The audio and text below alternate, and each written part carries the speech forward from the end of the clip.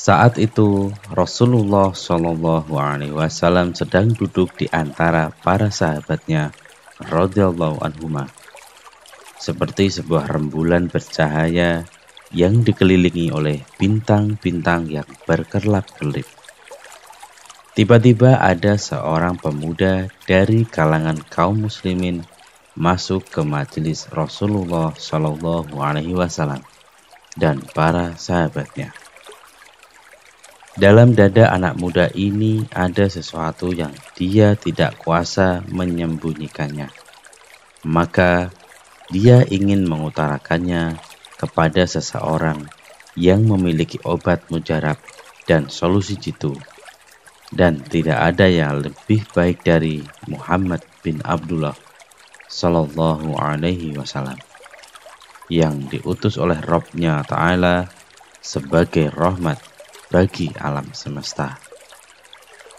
Saya pun yakin bahwa Anda, wahai pendengar amalan rutin yang dirahmati Allah, pasti sependapat dengan saya bahwa tidak ada yang lebih baik dari beliau Sallallahu Alaihi Wasallam. Lalu perkara apa yang anak muda ini tidak kuasa memendam dan menyembunyikannya, serta dia ingin mendapatkan solusi baginya dari Rasulullah Sallallahu Alaihi Wasallam. Anak muda ini berkata kepada Rasulullah Sallallahu Alaihi Wasallam, "Wahai Rasulullah, izinkanlah aku berzina." Tidak diragukan lagi, permintaan ini bagaikan bom bagi para sahabat.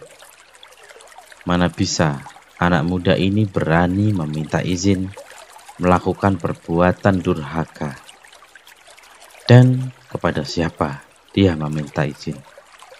Rasulullah Sallallahu Alaihi Wasallam.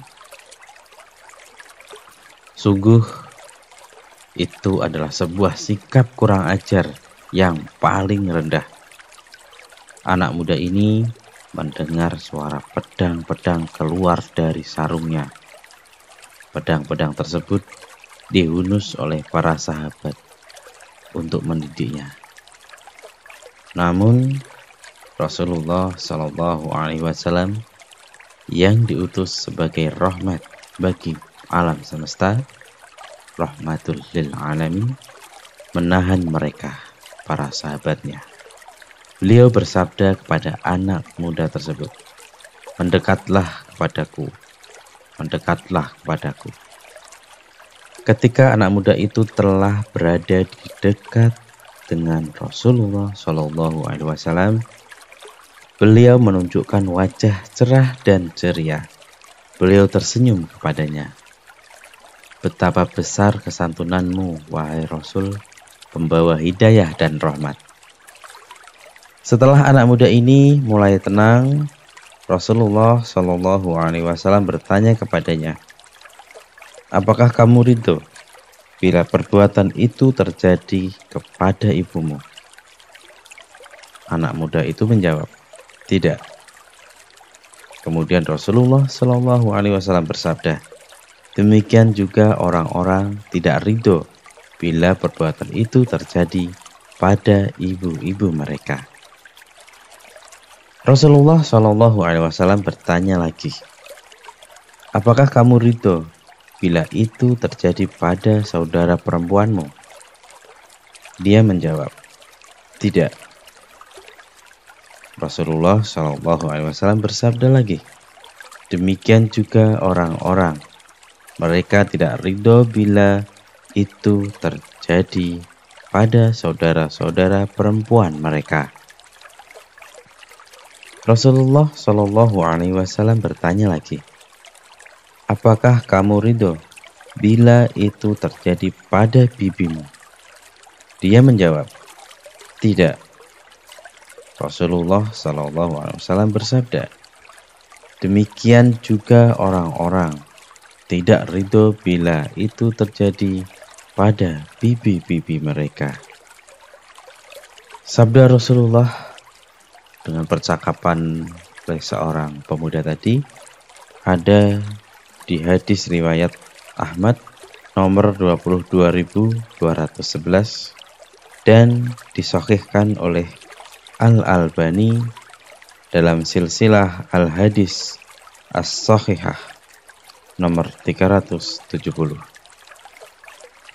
Allahu Akbar, sebuah perkataan yang menyentuh perasaan dan logika sebelum ia menyentuh pendengaran. Perkataan dari seorang yang Rabb-Nya Ta'ala telah berfirman tentangnya. Dan sesungguhnya engkau benar-benar berbudi pekerti yang luhur. Quran Surat Al-Qalam ayat 4. Penyair beliau Hasan bin Thabit berkata, kedua mataku tidak pernah melihat yang lebih baik darimu.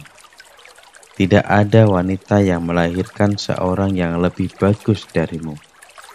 Engkau diciptakan bersih dari segala cacat, seolah-olah engkau tercipta sesuai dengan kehendakmu sendiri. Sesudah perbincangan yang syarat dengan cahaya iman ini, Rasulullah SAW mengusap dada anak muda ini dan mendoakannya. Anak muda ini berkata, aku pergi dan tidak ada satupun yang paling aku benci daripada zina. Masya Allah, hati kotor seorang pemuda dengan niatan yang penuh kekotoran, penuh dengan kehinaan, disentuh dadanya oleh Rasulullah SAW, langsung lebur luntur semua niat buruk, niat berbuat zina dari pemuda tersebut. Sungguh Nabi Muhammad adalah rahmatan lil alamin, rahmat bagi alam semesta ini. Sahabat amalan rutin yang dirahmati Allah, dari cerita tersebut bisa kita ambil hikmah bahwasanya poin yang pertama yaitu Rasulullah SAW adalah rahmatun lil alamin yang datang di dunia ini dengan membawa rahmat untuk alam semesta. Yang kedua, niat buruk seseorang akan luntur ketika mengingat Rasulullah SAW. Ketika kita ingin berbuat jahat, maka ingatlah Allah dan Rasulullah. Maka kita akan merasakan ketenangan dan tidak akan lagi punya pikiran untuk berbuat zalim. Demikian sahabat amal rutin, semoga kita terhindar dari segala kejahatan dan Allah pelihara kita dalam kebaikan. Subhanakallahumma wa bihamdika asyhadu an la ilaha illa anta astaghfiruka wa atubu ilaik. Wassalamualaikum warahmatullahi wabarakatuh.